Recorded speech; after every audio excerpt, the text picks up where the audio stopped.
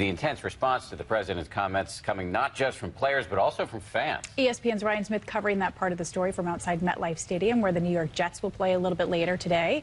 Ryan, good morning to you. Good morning, Dan and Paul. You know, at stadiums like these, Sundays are for football. But after President Trump's comments and criticisms, today is about so much more. Stars across the sports world are speaking out about what one called the president's divisive rhetoric. This morning, the president's fiery words setting off a national firestorm.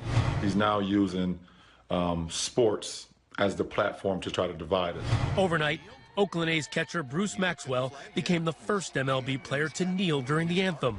I really can't remember the momentum building on something like this. NBA star Kobe Bryant tweeting, a POTUS whose name alone creates division and anger, whose words inspire dissension and hatred, can't possibly make America great again. A wide range of opinions shared by NFL fans across the country. For our president to say anything but everyone should stand for the flag would be ridiculous. Stand up for your flag. It's your country. Be proud of it. We have a First Amendment in this country, and I think that allows people to express how they feel. I agree with the president. We should be more respectful of the flag. Meanwhile, former NFL star Reggie Bush tweeted he'd rather take a knee for Colin Kaepernick before standing with Donald Trump. I would say that odds are that today you will see the most unified group of players kneeling for the national anthem that you have ever seen. And just this morning in London, in reaction to the president's comments, players on both sides of the field, the Jaguars and the Ravens, showed their solidarity with players who have decided to kneel. All right, Ryan, we have former NBA player and ESPN host Jay Williams standing by to join in the conversation. Jay, we're going to ask you to jump in a minute. But, Ryan, you just heard from Darren Ravel. He expects a unified presence from NFL players. But what type of reaction might we expect at stadiums around the country today?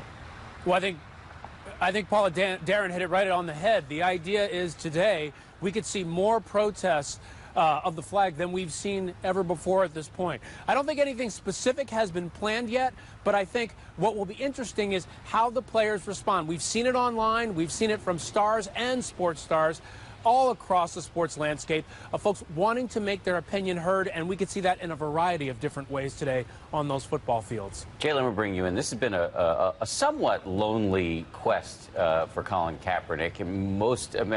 One poll shows that nearly half of Americans oppose what he's been doing. He's been unable to get a job as a consequence, many people feel.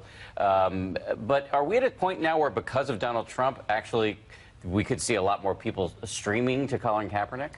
Yes, I do. I think, first off, he's galvanized the whole sports community. And I think it's really funny, as an ex-athlete, you get this whole statement, stick to sports. Now people say to Donald Trump, oh, stick to politics, but he's opened that door for other sports athletes, you know, i.e. LeBron James, Stephen Curry, Chris Paul, the basketball community to come into this play as well. So I think today's going to be a very special day where you're going to hear a lot of voices really come to support Colin Kaepernick. And just kind of on that note, too, you just said stick to sports. You hear that all the time, but people really don't like it when sports are politicized. But at the end of the day, do you think this will benefit the world of sports?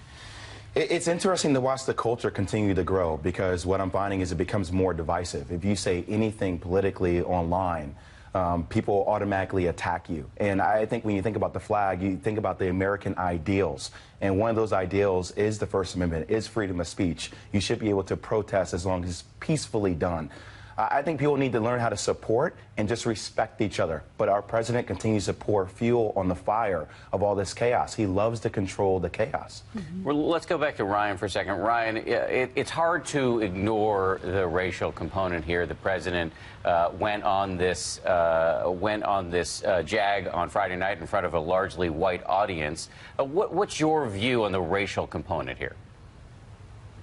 Well, I think there's a lot of talk now about coded language. You think about what he said, disrespecting our heritage, we, to that largely white crowd. I think there's a lot of folks out there that look at this and say, what are you really trying to say here? You know, when you talk about if somebody doesn't do what I think, they should be fired, if they're speaking a point of view, even peacefully protesting, as Jay mentioned, they should be fired. You know, these players, they're not chattel. They are people, and they are people who have a point of view just like your ordinary citizen out there.